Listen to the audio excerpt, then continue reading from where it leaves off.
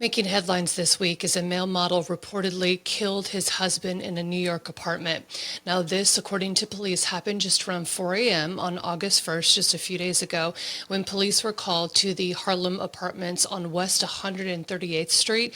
Inside, they found 34-year-old fitness trainer Jacob Zybun Hood slumped over a toilet, dead from multiple stab wounds, and the details are pretty gruesome. He had gashes on his head and several deep cuts, one that prosecutors say sliced into the muscle.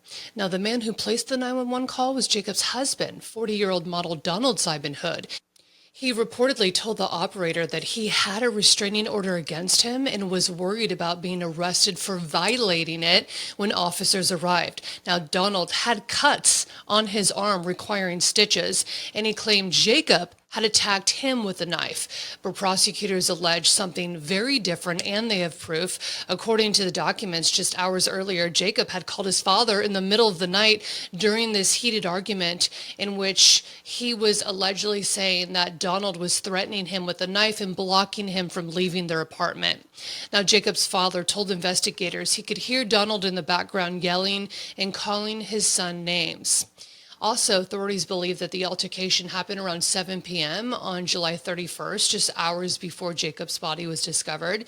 Now, Donald later claimed he had fallen asleep and woke up to find his husband that way.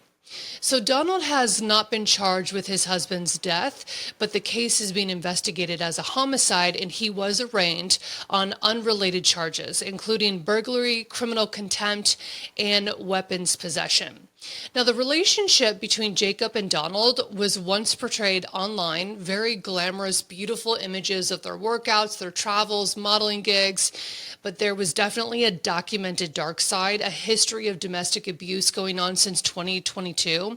So at the time of Jacob's death, Donald had two open criminal contempt cases, one involving allegations that he strangled Jacob twice in a single night, just this past June.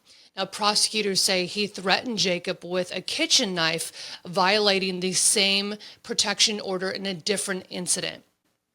Now, despite the growing list of violent incidents and legal troubles, Jacob continued living with him and obviously living in fear. He is due back in court on August 7th.